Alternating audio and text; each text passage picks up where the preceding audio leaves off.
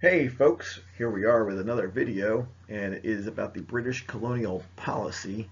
This is the taxes and the events that lead up to pre-Revolutionary War America.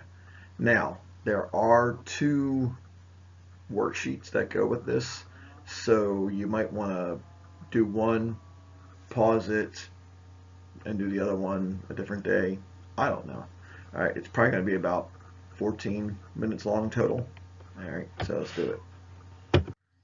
Okay, so our five big acts. You have the Sugar Act, the Stamp Act, the Townshend Act, the Tea Act, and the Coercive Acts, also known as the Intolerable Acts. Um, the dates are listed, and I'm going to shut up. All right, I could talk about this, and I will talk about this in class, but just put me on pause and get the information on your chart that is listed as British colonial policy. Okay, great. Okay, welcome back. So on the opposite side, there are a list of 5 or 6 questions.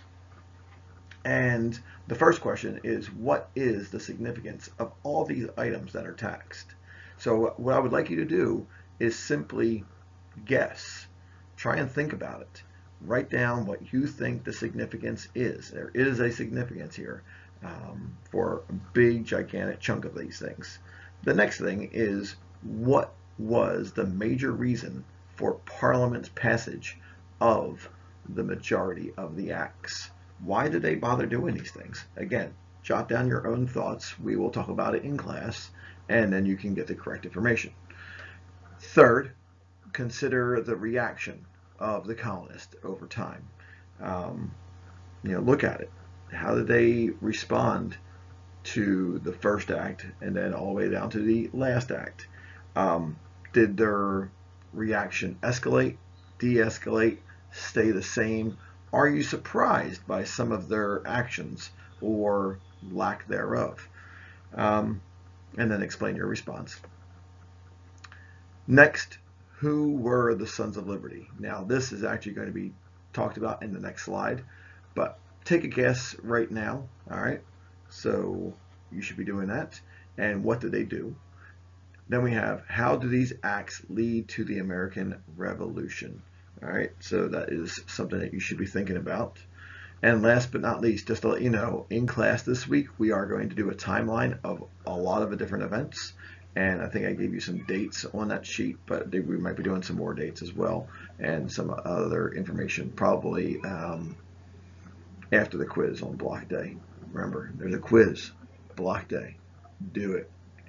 All right, so that should be the end of your first paper. Now the next slide again is the Sons of Liberty. So hold on to this paper real quick and then fill it in. All right, so here we go. All right, Sons of Liberty. They are organizers of the boycotts and all of the other events that are occurring within Boston and then eventually other places as well. And the colonists begin to unite in their defense after the Stamp Act. They are starting to realize they needed to discuss with each other and put into play some certain events. The Sons of Liberty are shopkeepers, different artisans, laborers, and tradesmen in and about the cities along the East Coast colonies. All right, supposedly they are a secret resistance group, but people do know that they exist. But maybe the British people do not know who they are. How's that? Their membership is secret. One of the founders is Samuel Adams. You may have seen his face before. He has a beverage company now, supposedly. Anyway, that's him on the left side of your screen. And then their main job was to harass customs workers, sorry, stamp agents, and royal governors. They basically picked on people. Um, these are the people who were tarring and feathering, hanging um, dummies of individuals, and from the Liberty Tree, um, and that's called effigy, an effigy, Effigy. So you might want to learn that word as well. And good fun stuff with the Sons of Liberty. So they're basically a bunch of rebels. Okay, that should be the end of your first sheet. Now we're probably going to get to the second sheet. Okay, good. Now we're at the second sheet, not seat. And our first event is the Boston Massacre, March 5th, 1770, a day which will live in infamy. I think it's a different date. Anyway, basically, here's the situation. We need to know the date, what happened, and the end result for these events that we're about to share. All right, so you have the date already, and what happened. Basically, colonists and poorly paid British soldiers are fighting snowballs, picking on each other, etc., in the streets of Boston. The soldiers fired into the crowd and 5 people were killed. The first being a newly freed slave, or a slave who was newly freed. His name was Crispus Attucks. All right, and I would know him. He's very important in this situation. And the end result is basically the event occurred due to soldiers taking the jobs from the colonists, and people decide to boycott a little bit more. All right, and it caused soldiers to not get paid as often, and the soldiers are put on trial, and the person who defends them, is none other than President number 2, John Adams. So interesting. Sam Adams starts the fight. John Adams defends the soldiers. Interesting stuff. They're cousins. All right, our next one is December 16th, 1773, which is also known as the the Boston Tea Party. Sorry, I was thinking about British people. So Bostonians did dress up like Native Americans. Not all of them. All right, not all of the Sons of Liberty did this, but a chunk of them did. They did board 3 ships.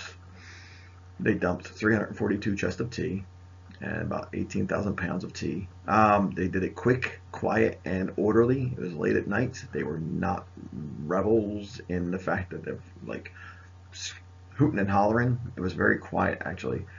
They broke a padlock on the ship, and they even replaced it because they felt so bad.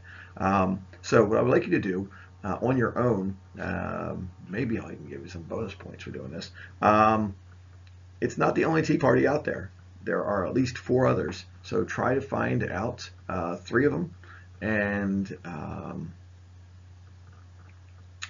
get the information and jot it down in your notes so I can see that you did it. All right, bonus.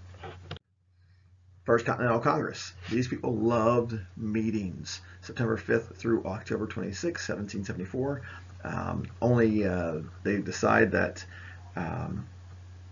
only colonists should be able to make laws for themselves. And if Britain doesn't change the way they operate with all the taxes and stuff, then they said we need to meet again and decide what's going to happen next. So if you don't change, we're going to have a meeting about you. All right, our next event is the Second Continental Congress. That is on May 10th, 1775. And we have a lot of people who have a lot of opinions in this meeting.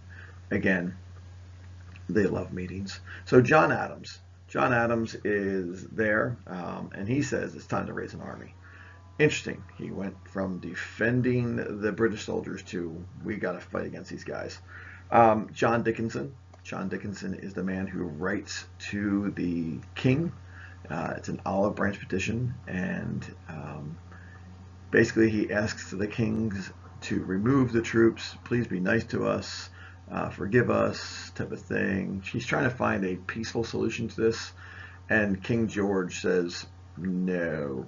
All right, so eventually when he receives that plea, he says no. He rejects this and actually sends more troops. And would like you to think, why? Why would he send more troops, or why would John Dickinson ask for forgiveness type of thing? All right, so that's taking off your binoculars. And you have to realize that at the same time he's getting this news, the king is also receiving news about Lexington and Concord, um, and probably even Bunker Hill. So it's one thing after another, kind of crazy. And so we'd like you to think, would you accept the olive branch petition? So, all right, flip the page. All right, and we have another charty chart on the three battles, the first three battles of the Revolutionary War.